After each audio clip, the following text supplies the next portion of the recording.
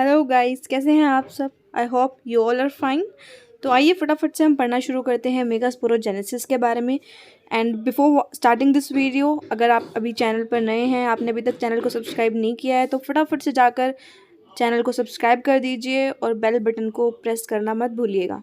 तो आइए शुरू करते हैं मेगास्पोरोजेनेसिस के बारे में। फर्स्ट ऑफ ऑल, मेगास्पोरोजेनेसिस पढ़ने से पहले हमें पता होना चाहिए इसका मतलब ही क्या होता है। इस वर्ड का मतलब, मेगास्पोरोजेनेसिस को अगर आप ब्रेक करोगे तो ये दो वर्ड से बना हुआ है, मेगा और जेनेसिस।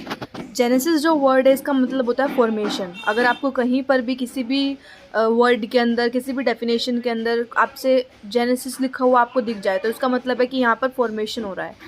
ठीक है। तो मेगास्पोरोजेनेसिस में जेनेसिस का मतलब होता है फॉर्मेशन और मेगास्पोरो मतलब megaspore.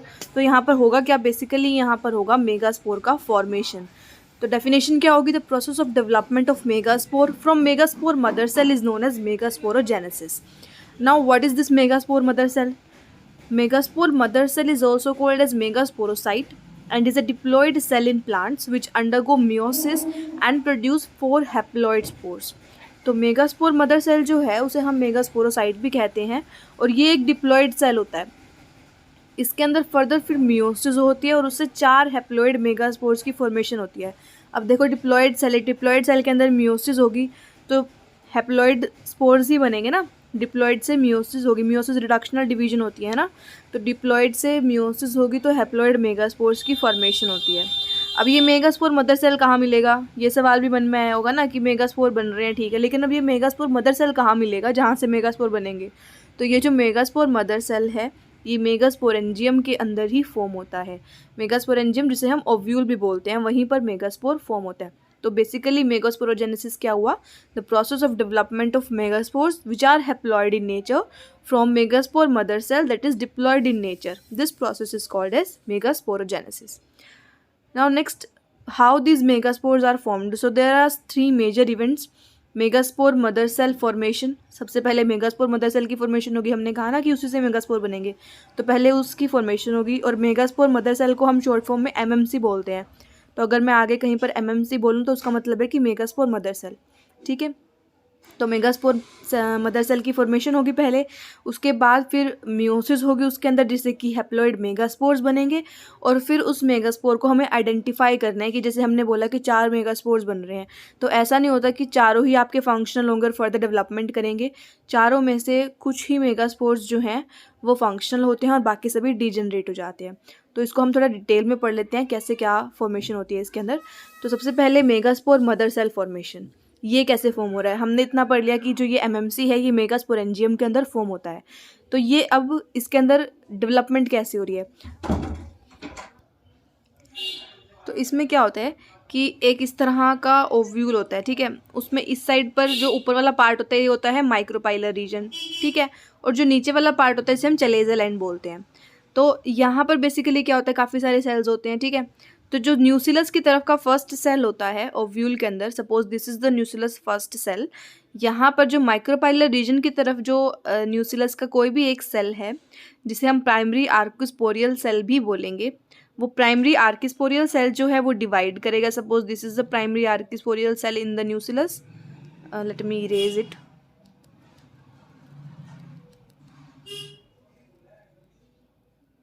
Okay, so this is the ovule. यहाँ पर काफ़ी सारे सेल्स हैं, ठीक है। एक न्यूसिलस के पास का हम कोई भी सेल लगा लेते हैं। ये suppose this is the cell जिसे हम प्राइमरी आर्किस्पोरियल सेल बोल रहे हैं।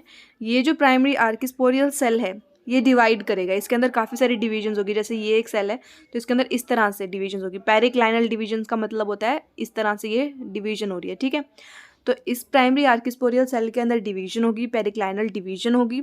और जो आउटर की तरफ ये बनाएगा वो होगा आउटर प्राइमरी पेराइटल सेल, और इनर की तरफ ये बनाएगा प्राइमरी स्पोरोजेनस सेल।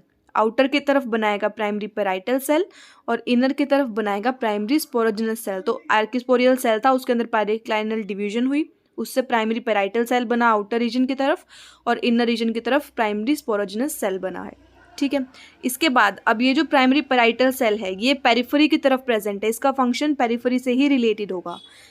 और ये जो स्पोरोजेनस टिश्यू है, ये जो स्पोरोजेनस सेल नीचे की साइड प्रेजेंट है, इनर रीजन पर प्रेजेंट है, इसके अंदर फर्दर डिवीजन्स होगी। इस स्पोरोजेनस सेल के अंदर फर्दर डिविजन्स होगी और ये वाला जो स्पोरोजिनस सेल है ये डिवाइड करेगा और इसके अंदर मेगास्पोर मदर सेल की फॉर्मेशन होगी। ठीक है, सेल है न्यूक्लियस के पास जो है एक सेल है जिसे हम प्राइमरी आर्किस्पोरियल सेल बोल रहे हैं। इस प्राइमरी आर्किस्पोरियल सेल के अंदर दो डिवीजन्स हुई है, पेरिक्लाइनल डिवीजन जिससे कि एक आउटर प्राइमरी पैराइटल सेल की फॉर्मेशन हुई और एक इनर प्राइमरी स्पोरोजिनस सेल की फॉर्मेशन हुई। अब ये जो स्पोरोजिनस सेल है, इनर स्पोरोजिनस सेल, इसने डिफ्रेंशिएट करके MMC that is microspore mother cell की फॉर्मेशन की है।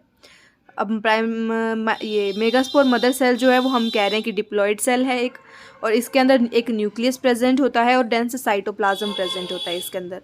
Now look at this is the complete process of megasporogenesis. तो हमने इसमें क्या कहा था कि first of all at the micropylar end there will be a cell of a nucleus which we called as primary archisporial cell. Now this primary archisporial cell, suppose this is the primary archisporial cell, by periclinal divisions it will divide into parietal cell and a sporogenous cell. Parietal cells ये वाले जो cells होते हैं outer पर periphery के पास, parietal cells इनमें role play करेगा और माइक्रोस्पोर जो स्पोरोजिनस सेल फॉर्म हुआ है इनर प्राइमरी स्पोरोजिनस सेल, वो माइक्रोस्पोर मदर सेल की फॉर्मेशन करेगा। Now this microspore mother cell, megaspore mother cell, megaspore mother cell जो है इसके अंदर एक डिप्लॉयड न्यूक्लियस प्रेजेंट होगा और डेंस साइटोप्लाज्म प्रेजेंट होगा। ये एक डिप्लॉयड सेल है megaspore mother cell. Now as we said megaspore mother cell will undergo meiosis 1 and 2, it will undergo meiosis division. So first एक सेल है, मियोसिस होगी, 2 cell बन जाएंगे, 2 सेल के अंदर फर्दर मियोसिस होगी जिससे कि हमारे पास टेट्राइड्स की फॉर्मेशन हो जाएगी। So single megaspore mother cell will undergo meiosis and will form megaspore tetrad. Now this megaspore tetrad, as you can see, is a linear tetrad because these megaspores are arranged linearly, and because these are 4 in number, so we will call it as a tetrad. Okay, so this is the process of megasporogenesis. Now let's have a look at the next process. So there were 3 parts है ना megaspore formation में, megaspore mother cell formation, then meiosis, then functional megaspore selection. First of all was this megaspore mother cell formation. Now we are at the second part which is meiosis to produce haploid megaspore. तो MMC undergoes meiotic nuclear divisions to produce 4 haploid megaspores. These megaspores are arranged axially, which is called the linear tetrad, as we have studied before. One of the 4, only 1 megaspore is functional and the rest 3 degenerate. अब इन चारों में से ये जो linear टेट्राइड बना है इसमें से सिर्फ एक मेगास्पोर ही फंक्शनल रहता है और बाकी के जो 3 मेगास्पोर्स हैं वो डीजनरेट हो जाते हैं. अब हमें पता कैसे चलेगा कि कौन से डीजनरेट हो रहे हैं और कौन से फंक्शनल रहते हैं? तो इसके लिए भी एक बात है कि हमें functional megaspore selection which is our third point. तो मेगास्पोर जो कि चलेजल एंड की तरफ प्रेजेंट है वो क्या होगा? फंक्शनल होगा. चलेजल एंड की तरफ जो प्रेजेंट है वो फंक्शनल होगा और जो माइक्रोपाइलर एंड की तरफ प्रेजेंट है बाकी के वो सभी डीजनरेट कर जाएंगे, नॉन फंक्शनल होंगे.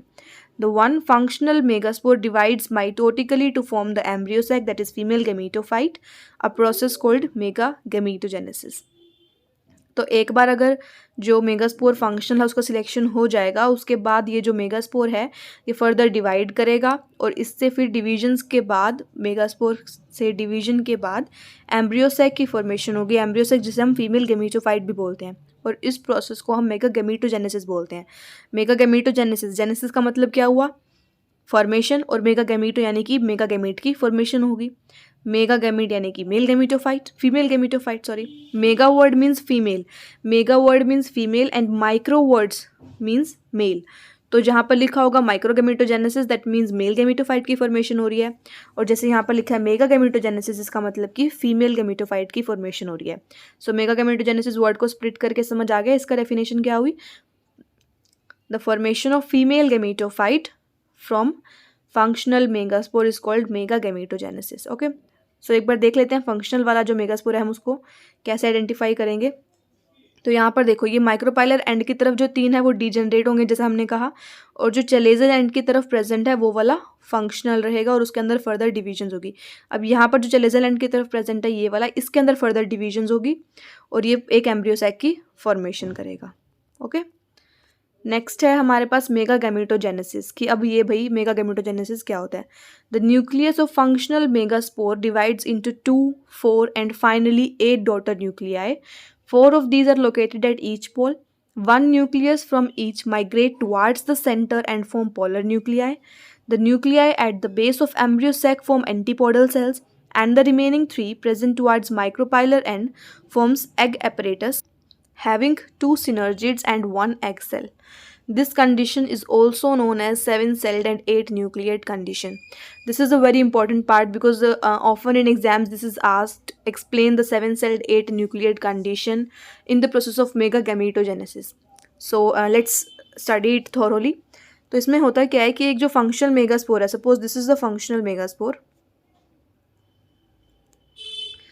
ये एक फंक्शनल मेगास्पोर है, इसके अंदर फर्दर डिविजन्स होंगी. पहले ये मेगास्पोर जो है ये डिवाइड होगा 2 में, फिर ये डिवाइड होगा फर्दर 4 सेल्स के अंदर.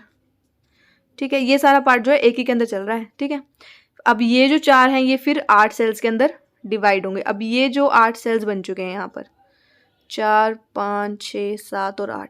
ठीक है, finally 8 daughter nuclei will form from one single functional megaspore. अब ये 8 डॉटर न्यूक्लियाई किस तरह से अरेंज्ड होंगे. अब हमारे पास जो है एक मेगास्पोर है जो कि डिफ्रेंशिएट हो चुका है 2, 4 और 8 डॉटर न्यूक्लियाई में. Now suppose this one is the your cell. इसके अंदर 8 जो ये डॉटर न्यूक्लियाई हैं ये इस तरह से अरेंज्ड होते हैं कि 4 एक साइड होते हैं एक पोल की तरफ और बाकी के 4 जो हैं एक पोल की तरफ होते हैं. ठीक है, इसके अंदर फिर यहाँ से एक न्यूक्लियस जो है माइग्रेट करता है और यहाँ से एक माइग्रेट करता है और बीच में सेंटर की तरफ ये लोग माइग्रेट करते हैं और यहाँ पर ये लोग पोलर न्यूक्लियाई की फॉर्मेशन करते हैं. अब यहाँ पर ये जो पोलर न्यूक्लियाई की फॉर्मेशन कर रहे हैं, यहाँ से एक सेल चला गया है ऊपर से, यहाँ से एक सेल चला गया है. अब यहाँ पर बचा क्या है, यहाँ पर बचे हैं 3 सेल्स नीचे, 3 सेल्स ऊपर और बीच में 2 पोलर न्यूक्लियाई जिसे हम बोल रहे हैं ना. तो इसमें क्या होता है कि जो सेल्स, ये पूरा एक एम्ब्रियो सैक है. ठीक है, ये पूरा जो है ये एक एम्ब्रियो सैक है. इस एम्ब्रियो सैक के अंदर जो माइक्रोपाइलर एंड की तरफ 3 सेल्स बने हैं, इसमें से 2 होते हैं एग सिनर्जिड सेल्स और एक होता है एग सेल. और जो यहाँ पर चलेजल एंड की तरफ फॉर्म हो रहे हैं ये होते हैं एंटीपोडल सेल्स. एक बार इसको क्लियर करके अच्छे से समझाते हैं हम. जो भी सेल्स इनके बाद डिवीजन के बाद जो सेल्स माइक्रोपाइलर रीजन की तरफ फॉर्म हो रहे हैं उन्हें हम एग apparatus बोलते हैं, जिनके अंदर 2 सिनर्जिड सेल्स होते हैं और एक एग सेल होता है. और जो चलेजल एंड की तरफ फॉर्म हो रहे हैं उन्हें हम एंटीपोडल सेल्स बोलते हैं. अब ये 7-celled 8-nucleate कंडीशन कैसे है वो देख लेते हैं. ये देखो यहाँ पर ही प्रोसेस शो किया. देखो ये एक फंक्शनल मेगास्पोर था, उसमें से 2 बने हैं, फिर 4 बने हैं, फिर 8 बने हैं. ठीक है, इसमें से 4 एक पोल की तरफ चले गए, 4 एक पोल की तरफ चले गए, ये 3 यहाँ रह गए, 3 यहाँ रह गए, इसमें से एक और एक ये लोग सेंटर की तरफ आ गए जिसे हम क्या कह रहे हैं, पोलर न्यूक्लियाई कह रहे हैं. ठीक है, अब जो सेल्स चलेजल एंड की तरफ प्रेजेंट थे उन्हें हम कह रहे हैं एंटीपोडल सेल्स. ठीक है, और जो सेल्स माइक्रोपाइलर एंड की तरफ जो सेल्स बने हैं एग सेल जिसे हम बोल रहे हैं, उसमें 2 सिनर्जिड सेल्स होंगे और एक एग सेल होगा. उसके बाद जो एंटीपोडल सेल्स हैं वो कहाँ मिलेंगे, चलेजल एंड की तरफ मिलेंगे. इस वाले फिगर में और दूसरे वाले फिगर में कंफ्यूज होने की ज़रूरत नहीं है. इसमें अब आप कहोगे कि इसमें तो आपने कहा सिनर्जिड सेल और एग सेल ऊपर हैं और इसके अंदर ये सेल्स जो है नीचे आ गए हैं. इन दोनों में कोई डिफरेंस नहीं हुआ, इसको जस्ट स्ट्रक्चर को उल्टा किया गया है. आप ध्यान से देखो, माइक्रोपाइलर एंड है ना, इसमें ऊपर नीचे चलेजल एंड है. इस वाले स्ट्रक्चर के अंदर चलेजल एंड ऊपर कर दिया गया है और माइक्रोपाइलर एंड नीचे कर दिया गया है, जस्ट टू कंफ्यूज स्टूडेंट्स. लेकिन अगर आप इसको उल्टा करके पढ़ोगे तो आपको कोई भी इसके अंदर कन्फ्यूजन नहीं होगी. ठीक है, तो माइक्रोपाइलर एंड के पास हमारे पास क्या मिलेंगे, सिनर्जिड सेल्स मिलेंगे और एग सेल मिलेगा. चलेजल एंड के पास we will have 3 antipodal cells and 2 cells in the middle in the centre that are polar nuclei. अब इसको 7-celled 8-nucleate कंडीशन क्यों कहते हैं, क्योंकि इसके अंदर आप सबसे पहले न्यूक्लियस काउंट करो. तो 3 न्यूक्लियस चलेजल एंड पर है, 3 न्यूक्लियस माइक्रोपाइलर एंड पर है और 2 न्यूक्लियस जो है वो सेंटर की तरफ है. ठीक है, तो कितने न्यूक्लियस हो गए, 8 न्यूक्लियस हो गए. Now you will have to count the number of cells. 3 cells are present towards chalazial end, 3 cells are present towards micropylar end, and 1 cell, that is polar nuclei, 1 cell is present towards the center.